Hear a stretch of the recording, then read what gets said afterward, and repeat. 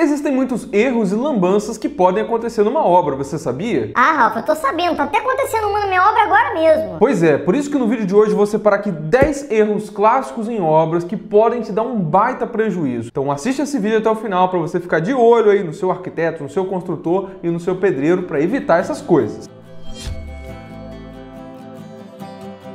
Fala pessoal, tudo bom? A gente sabe que obra não é um negócio barato, né? E às vezes é um pequeno errinho que você tem ali que pode sim te trazer um baita prejuízo. E esse erro pode ser seu, pode ser do seu construtor, pode ser do seu pedreiro ou do seu arquiteto, seja na hora ali de gerir a obra ou até mesmo de projetar ali a sua casa. E se você não perceber esses erros antes, pode ser tarde demais para você acabar pagando o pato depois. Eu quero que você me fale depois, no final desse vídeo aqui nos comentários, qual desses erros aí você conseguiu evitar antes deles acontecerem e qual deles já aconteceu e você foi percebendo depois que a sua casa já estava pronta. E esse vídeo de hoje, pessoal, ele é muito importante. Então eu já quero pedir para vocês, por favor, deixa um like aqui, porque esse like faz o YouTube divulgar esse vídeo para mais pessoas, para a gente ajudar mais pessoas. E se você não se inscreveu ainda, se inscreve aqui embaixo, ativa o sininho para quando tiver vídeo novo aqui você receber a notificação e aí você decide se você quer ver ou não. A gente está sempre preparando muito vídeo bacana aqui, pode ser que eles ajudem muito você aí no seu planejamento, na sua obra, na sua decoração de modo geral. Então vamos lá, pessoal. Erro número 1 é você não utilizar verga e contra verga aí nos vãos das suas janelas e das suas portas. Verga e contra-verga, para quem não sabe, é aquela viguinha pequenininha que fica na parte de cima ali das suas esquadrias. No caso de janelas também fica na parte de baixo. Elas ajudam a evitar, por exemplo, que a carga das janelas e do vão na alvenaria em si acabe trincando ali naquelas quininhas em 45 graus. Na maioria das vezes tem construtores que até fazem a verga, que é essa parte de cima, mas a contra-verga, essa de baixo, pouquíssimos fazem. E o problema é que essas trinquinhas aí, além de serem muito feias, elas podem sim fazer entrar umidade dentro da sua casa. Se a sua parede, por exemplo, em volta ou perto da sua janela está ficando muito úmida, muito cheio de mofo, cheio de manchas ali, provavelmente é porque essa água está entrando por essas fissuras aí. Então corre lá agora na sua obra e vê se eles fizeram, por exemplo, a verga e a contra-verga. Faz isso antes deles rebocarem a parede, porque depois você não vai conseguir saber mais. Que isso, Rafa? Eu vou lá agora. Eles podem estar deixando de usar isso aí ou porque eles não sabem da importância mesmo, ou até porque eles querem economizar na obra e depois quem vai pagar o pato é você. Eu já fiz vídeo sobre verga e contra-verga, me aprofundando mais nesse assunto. Se você quiser assistir, tá aqui em cima e aqui embaixo na descrição. Erro número 2, e esse aqui é tão comum quanto o primeiro, só que esse aqui traz muito mais prejuízo, que é você não impermeabilizar aí a sua fundação, a sua viga baldrame. Pessoal, a nossa fundação, ela tá em contato direto ali com o nosso solo, e ali tem umidade, aquela coisa toda que vem do próprio chão, né? E existe um fenômeno que a gente chama de ascensão por capilaridade ou umidade ascendente, que é quando essa água ela passa do solo, sobe ali pela nossa estrutura e vai para nossa alvenaria. Essa água vai subindo ali para cima do nosso rodapé, pode chegar até uma altura de 1 metro para você ter ideia. E ali podem ter trincas, manchas, bolor, descascamento, bolhas. E para resolver é uma mão de obra danada, um baita prejuízo que você vai acabar tendo. Sem falar que é feio demais, né? Não adianta você raspar, pintar em cima, não vai resolver, porque essa umidade é igual murra, é de vida eterna. Enquanto você não retirar o reboco ali, pelo menos até uma altura de 1 metro, na parte de dentro e a parte de fora da sua casa e impermeabilizar direitinho, isso vai continuar voltando. Por isso que é muito mais barato você prevenir esse tipo de coisa do que você ter que remediar depois. Eu já fiz um vídeo explicando como é que você impermeabiliza aí a sua fundação, o seu baldrame, desde o começo da obra ou até depois que o problema já aconteceu. Esse vídeo também tá aqui em cima e tá aqui embaixo na descrição. Eu não vou repetir tudo aqui para o vídeo não ficar muito extenso e não ser muito repetitivo também. Mas primeiro vê esse vídeo aqui, tá? Porque podem ter outras lambanças aí que podem estar acontecendo na sua obra e você vai evitar sabendo a partir de agora. Mas depois você corre lá na sua obra, vira lá pro seu construtor, pro seu pedreiro, para quem quer que seja e pergunta: você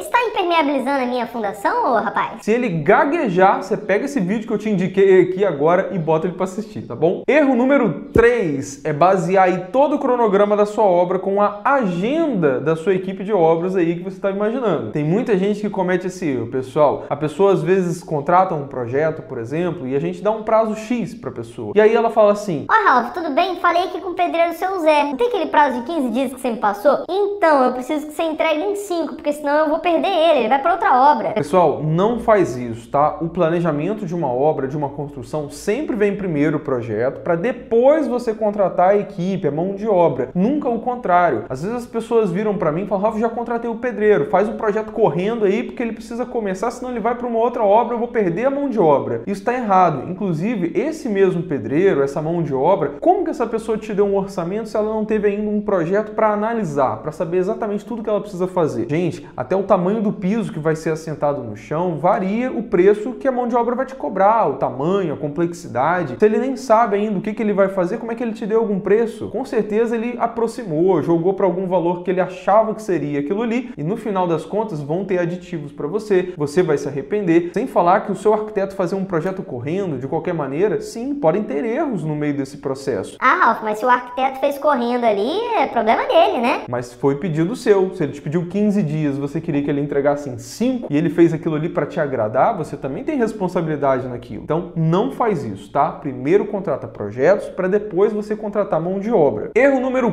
4 é você não respeitar a inclinação da telha que você comprou. Esse daqui é um dos principais motivos das pessoas terem goteira nas suas casas ou até mesmo quando ela tem um telhado e uma laje embaixo, está com essa laje tendo infiltração. Pessoal, toda telha ela possui uma inclinação que o fabricante determina, tá? E essa inclinação ela garante um encaixe bem feito dessas telhas. Quando você não usa essa inclinação, faz de qualquer jeito, pode com certeza entrar água por ali, entrar bicho. Se você virar para o seu construtor, para o seu pedreiro, qualquer um que você perguntar assim, qual é a inclinação do nosso telhado aqui? E ele falar para você, inclinação não, inclinação a gente faz na obra.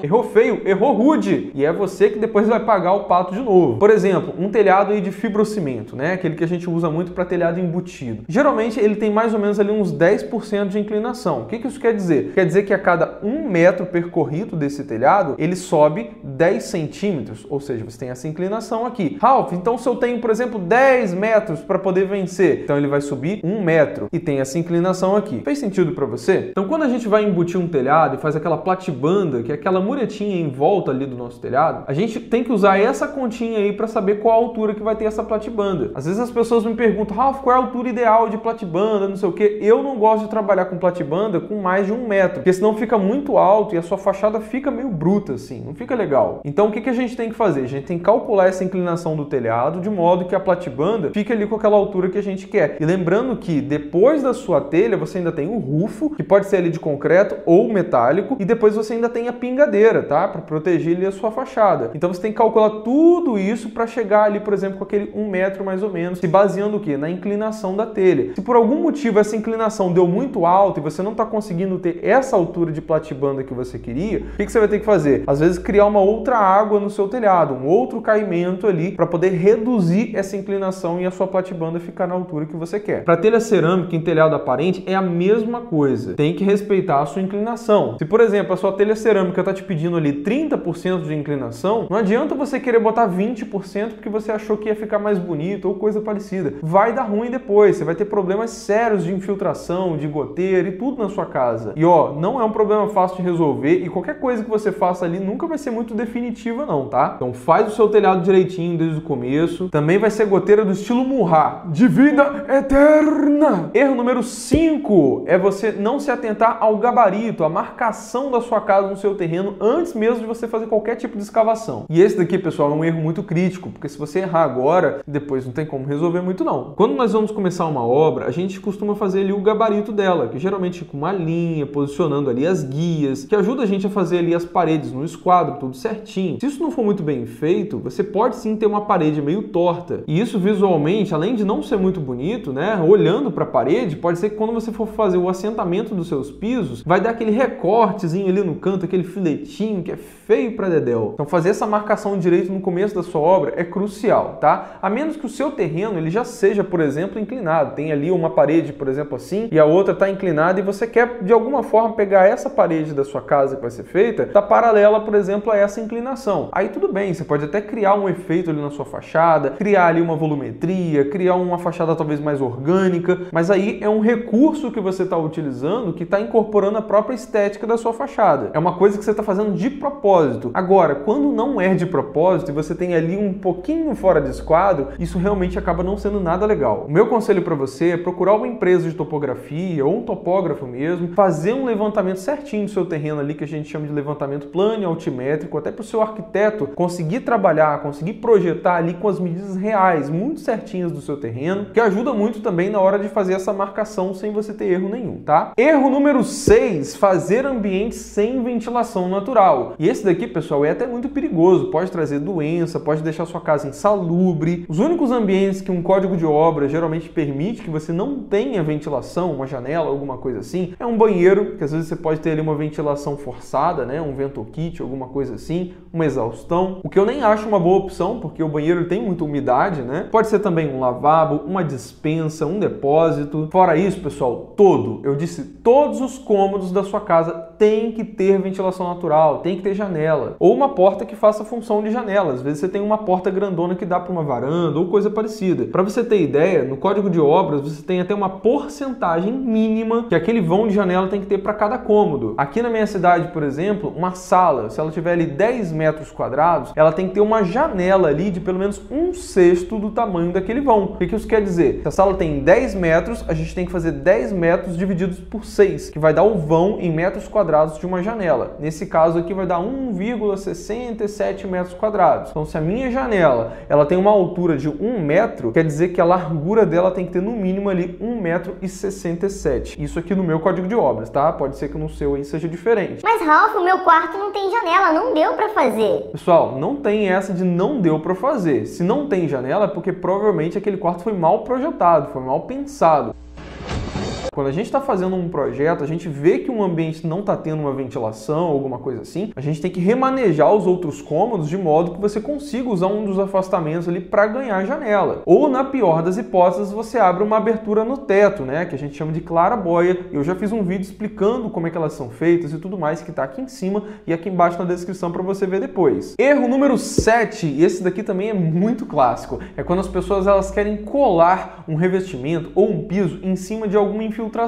Mesmo que seja um porcelanato, pessoal, que é um revestimento teoricamente mais impermeável, ele tem ali, por exemplo, o encontro de uma peça na outra, né? Por mais que você não use rejunte nenhum, o que eu nunca recomendo que você faça, sempre digo que você tem que deixar ali 1 milímetro, 2 milímetros, mesmo que a peça seja retificada, esse rejunte ele não é impermeabilizado, então você vai entrar água ali com o passar do tempo, sim. E de pouquinho em pouquinho, por exemplo, essa água vai infiltrando, vai, por exemplo, acumulando na sua laje, ou se for um revestimento, ela pode ir descolando seu revestimento com o tempo. Imagina isso aí numa fachada, descolando um revestimento e caindo em cima de alguém. Isso é um perigo danado. Nunca colhe um revestimento para você esconder umidade. Mas, Ralf, eu já fiz aqui, ó, já tem 1 ano, 2 anos e ainda não deu problema. Ainda não deu problema, mas uma hora vai dar. E você imagina você ter que quebrar esse revestimento para resolver a infiltração depois. Olha o prejuízo que você vai ter. Então, se você quer, por exemplo, utilizar numa laje, por favor, não cola o seu piso direto ali num contrapiso, não. Quer fazer um terraço legal na sua casa? Primeiro, faz ali um caimento bacana, bota uma manta asfáltica que seja por cima, faz o contrapiso e depois você cola o seu piso. Eu já fiz um vídeo aqui bem completinho sobre impermeabilização de lajes expostas, sem telhado nenhum, que eu vou deixar aqui em cima e aqui embaixo na descrição. Assiste lá. Erro número 8 é você pintar a sua fachada direto no reboco. Pessoal, o reboco ele é feito o quê? De cimento, de areia. A água pode sim passar por eles são porosos. Se você usar uma tinta ali em cima, direto no reboco, com o passar do tempo, essa água pode sim ir passando pelo reboco ali e chegando para dentro da sua parede. Muitas vezes a pessoa fala para mim, Ralf, eu tô com umidade aqui na minha parede e nem é do térreo, não é aquela, por exemplo, que está em cima do rodapé que você mencionou agora há pouco, mas essas umidades podem vir da sua fachada também. Em prédios, por exemplo, isso é muito comum, pode ser que o construtor quis economizar lá na hora e você que está pagando o pato depois, ou você mesmo durante a sua obra quis não gastar, por exemplo, com essa impermeabilização de fachada e agora também está pagando preço por isso, infelizmente. Então, para você fazer uma pintura, tem que fazer um tratamento na sua fachada antes, tem uma massa preparatória para aquilo, pode ser um selador antes de vir a pintura, enfim, eu já fiz um vídeo também passo a passo de como que você pode fazer isso, eu também vou deixar aqui em cima e aqui embaixo na descrição, também não vou repetir tudo porque vai ficar muito grande esse vídeo aqui. Erro número 9, e já está acabando. Se vocês quiserem que eu faça mais listas assim de erros na construção aí, para vocês evitarem de gastar dinheiro, deixa nos comentários aí, manda mais, Ralf. O erro número 9 é você não fazer tabica de gesso aí quando você, por exemplo, não tem laje na sua casa. Isso aqui pode acontecer, pessoal, em casas onde você tem laje também, mas quando você não tem laje, é só o telhado, isso é muito mais comum. Se você faz um forro de gesso ali, em cima do seu forro, entre o forro e o telhado, existe uma troca de temperatura muito grande. E isso com certeza faz ali, por exemplo, as suas paredes se dilatarem e se contraírem. E essa contração pode gerar um monte de trinca no seu gesso com o passar do tempo. Então o que você pode fazer para evitar esse tipo de coisa? É utilizar a famosa tabica. Ela nada mais é do que um gesso negativo ou uma sanca invertida, se você quiser chamar assim. É um recorte corte que a gente faz de fora a fora no ambiente, para que caso essas trincas aconteçam, elas aconteçam ali dentro da tabica e não na face ali do seu gesso, tá? Eu já fiz um vídeo aqui falando sobre casas sem laje, tá? E eu falei um pouquinho melhor sobre essa solução lá, tá? Vou deixar também aqui em cima e aqui embaixo na descrição para vocês. 10º e último erro que eu trouxe para vocês aqui no vídeo é você não fazer a compatibilização dos seus projetos. O que, Ralph? Calma, eu vou te explicar. Tem muita gente que às vezes vai construir uma casa e ela vai lá e contrata, por exemplo, o projeto arquitetônico de um arquiteto, projeto estrutural de um engenheiro, projeto de instalações de outras pessoas, enfim, vai fazendo vários projetos. E ela acha que é só pegar todos esses projetos, colocar na mão do construtor e falou, faz aí a minha casa.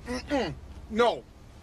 Não é bem assim. Porque quando você faz projetos principalmente com escritórios diferentes, o que acontece? Existem interferências de um projeto no outro. E às vezes é, por exemplo, uma tubulação que está batendo numa viga, às vezes é uma calha que está descendo perto de uma parede que tem um painel bonito lá, que não devia estar ali, devia estar embutido de alguma forma. Então, se você não pensa nesse tipo de coisa, além de você ter que encontrar um monte de soluções que nem sempre são bonitas, que é você fazer um dente na sua parede ali, por exemplo, para descer uma calha que está vindo do seu telhado, um tubo de esgoto, alguma coisa assim. Tem gente que chega até a fazer coisas mais perigosas, como você escariar uma estrutura, por exemplo, para poder esconder ali um conduíte, alguma coisa nesse sentido. Não faz isso, pelo amor de Deus. Por isso que é importante você fazer essa compatibilização, que é o que a gente chama de projeto executivo. É quando você pega todos esses projetos, vai botando um em cima do outro e vai encontrando cada uma dessas interferências na época do projeto, na parte do papel mesmo, para você ir ajustando, para não ter que ficar tomando essas decisões durante a obra. Obra não é o lugar de você ficar tomando essas decisões. Isso é feito no projeto. Então, se você só contratar os projetos aí, arquitetônico, estrutural, instalações, isso e aquilo, vai dar ruim, tá bom? Você precisa do projeto executivo, que é quando você pega tudo isso, compatibiliza e bota na sua obra. Então, quando você for fazer um orçamento com um arquiteto, com um engenheiro aí para fazer os seus projetos, vira para ele e fala assim: ô, senhor arquiteto, eu quero o seguinte, eu quero os projetos, mas eu quero que o senhor compatibilize os projetos para eu não ter problema na minha obra, porque o meu dinheiro não é capim. Pode falar isso daí e diz que fui eu que mandei você falar assim. Mas, pessoal, eu podia ficar aqui mais uma hora só falando de erros de obra para vocês, tá? Se vocês quiserem que eu faça mais vídeos em lista, assim, igual esse daqui, sobre erros, deixem nos comentários para eu saber. E me conta também, qual desses aqui você viu que aconteceu na sua obra porque você não conhecia, ou qual desses aqui você conseguiu ainda falar, não, pera aí, vamos corrigir antes de acontecer. Quero saber de vocês. Muito obrigado de coração você que assistiu o vídeo até aqui. Se você puder, se inscreve, não esquece não, a gente tá rumo aqui aos 400 mil inscritos. Pô, obrigado de coração você que tá aqui comigo, os planarqueiros são feras demais. E não esquece de deixar um like não, tá? Isso ajuda muito. E compartilhar esse vídeo, porque eu tenho certeza que ele vai ajudar muita gente aqui, tá legal? Um grande abraço e até o próximo vídeo, pessoal. Valorize sempre o seu sonho, contrate um arquiteto. Valeu! Eu tô vendo você aí, você não compartilhou o vídeo ainda, né? Ai, ai, ai, hein? Aperta no botãozinho aqui, vamos ajudar os outros. Compartilhou? Agora sim!